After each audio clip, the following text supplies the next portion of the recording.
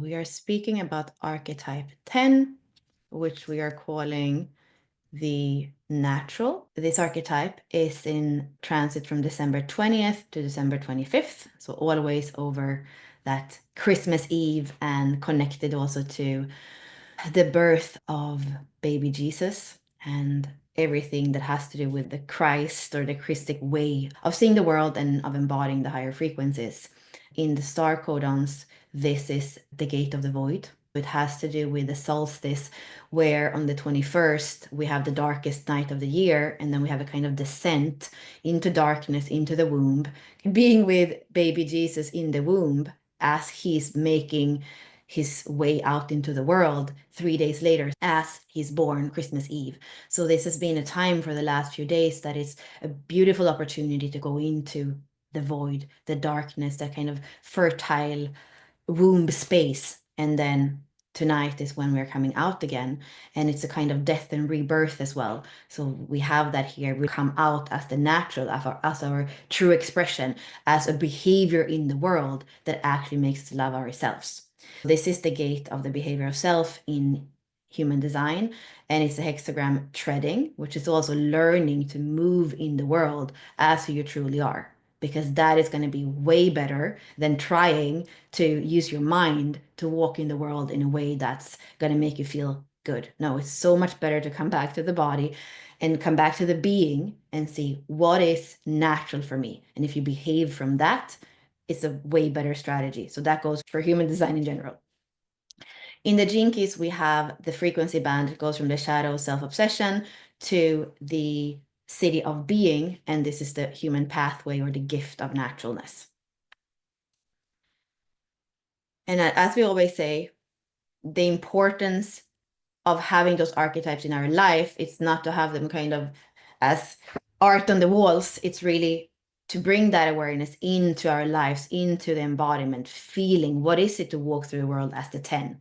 Next week, what is it to start to feel the vitality from the inside out with the 58 and the vital. So really this sacred union or this combination, this weaving of awareness and embodiment. There's new awareness coming in, and how are we spiraling that into form? That is the highest expression of those archetypes, and it's about returning home and to live our design and not only just look at this as an interesting system or only just geek away about other people's charts, which I'm guilty of sometimes. Oh my God, that's a manifester, and then that channel, and of course, like we've all done it. But come back to our own design and without self-obsession, be really aware of what's there for us to live out in this life.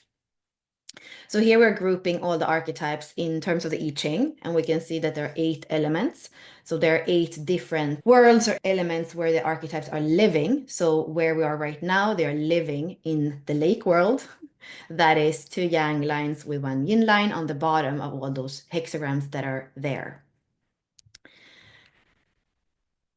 And in this specific case, we're going to have heaven over lake. So for me, going back to the star code of the void and what it is to be human, I think that this is just such a perfect and beautiful picture. If you're an earth being and you think about heaven over lake, it's that there's so much peace, there is so much beingness, and it's something that's so natural how Mother Earth has created a lake and the heaven on top of it, right? Here, looking at the elemental energies of lake over lake is hexagram 58. If we look at the elemental energy of 1, that's where we have heaven over heaven. So we could say that if we go back to those basic 8 elements of the I Ching, that the 10 is a combination of the energy of Jinki 1 and Jinki 58. So if we do that in the braid, the shadow of self-obsession is the entropy of dissatisfaction. The gift of naturalness is fresh vitality, and the city of being is the beauty of bliss. And here we're grouping the archetypes where they are living in the zodiac signs. So we're going to be on the cusp here. So for example, this cross. So if you're born now, you're going to have the 10 and the 15 and the 46 and the 25. And they're all cusps. They're all going to be 2 signs. So one of the signs is the Sagittarius sign. So here we have the archetype of the seeker, the philosopher, and the explorer. And this is mutable fire. And then the other sign is Capricorn. So this is the wise elder, the teachers, and our ancestors, and that is cardinal earth. So we're going to be right here on the very top. We have Jupiter as the ruler of Sagittarius. So this is about expansions, it's about higher mind, it's about faraway travel.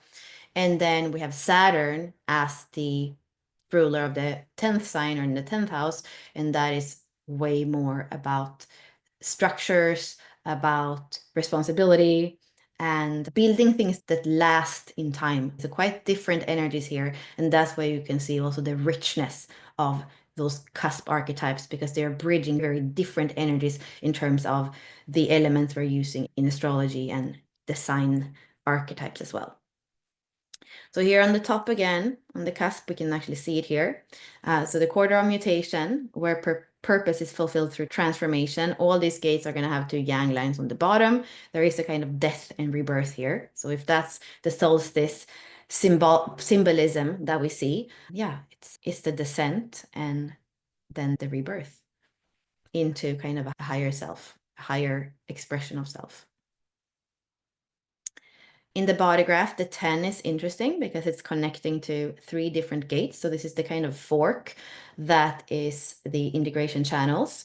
The AG center has to do with identity, sense of direction, and love.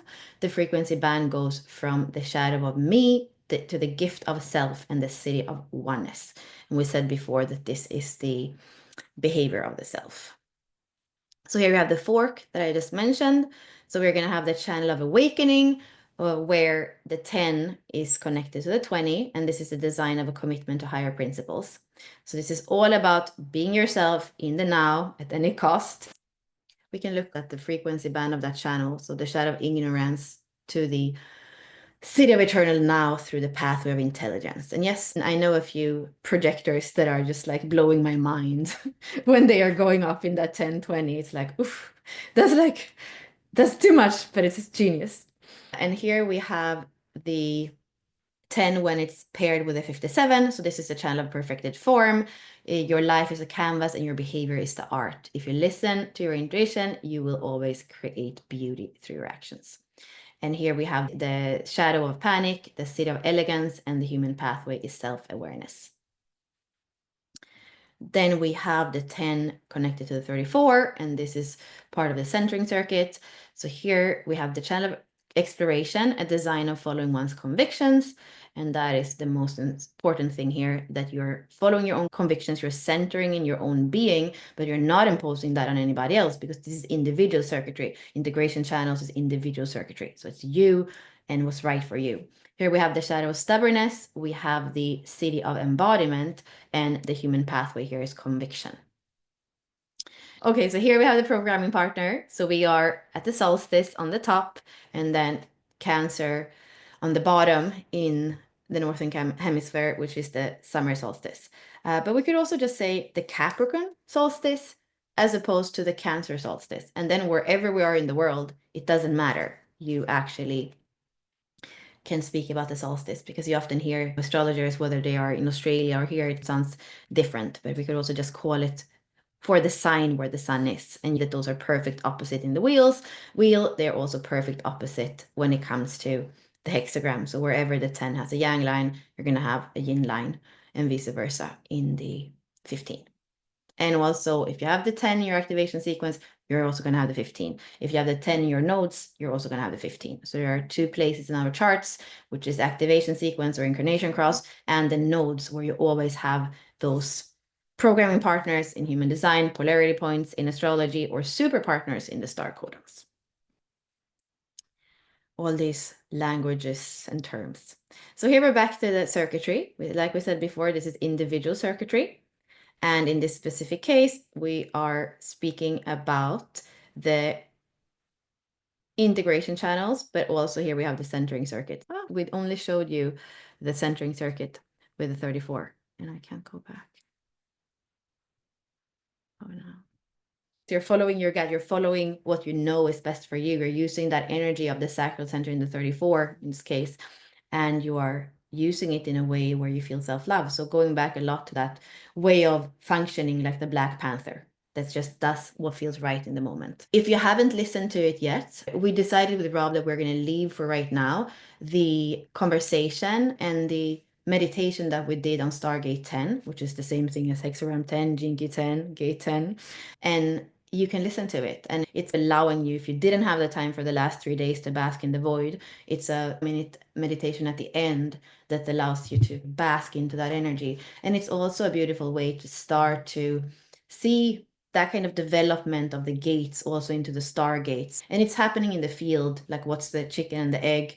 But there was recently on Clubhouse, even the Gene Keys core team with Jesse and Matt, I think it was, had that conversation about star law. And I haven't star lore, is that how you say it? I haven't heard that word at all until Rob wrote his book on the Lost Octave. And now it's coming in and it's becoming part of the community conversation. I've, of course, heard Richard speaking about the stars over the years, but I feel my impression is that it went a lot from the stars into other things that, like the dream arc, has been a lot of kind of that exploration.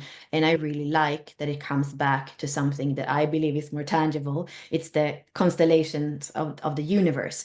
I have the dream arc in my life every day, whether that's a lizard that is walking downstairs by the pool deck, or that's a mosquito in the middle of the winter that makes itself known to me. So for me, the dream arc is something that is not necessarily something we need to do as a collective journey. However, understanding the stars and bringing in this kind of multidimensional cosmic being that we are ready to embody, that for me feels really important. And not only as part of listening to Richard speaking about it, but bringing it here. And the star codons are such a powerful way of bringing it into the body. So anytime we do something with Rob that is free for the community, I would love you to be part of it, to just feel into what it does in you and with you. I also want to tell you that we're going to do a sale. Probably it's going to be like 50% off on everything and anything that we ever did in Unlock Your Design. So even for the Inner Circle, which is the membership that Mary, who's here, and Jose is helping me and Ashley with, we're going to have the yearly membership that you can get at half off, which is crazy. It's already not expensive. Then you get access to all the archetype courses. You get access to all the zodiac courses. So that's like 64 plus 12 courses. And if you buy them by themselves, they are like $55 and $35. So if you want to bring the energy of the new year with some of the things that we're doing, you're super welcome to come in. It's going to start a week from now. The 31st to the 2nd is when we have that going on.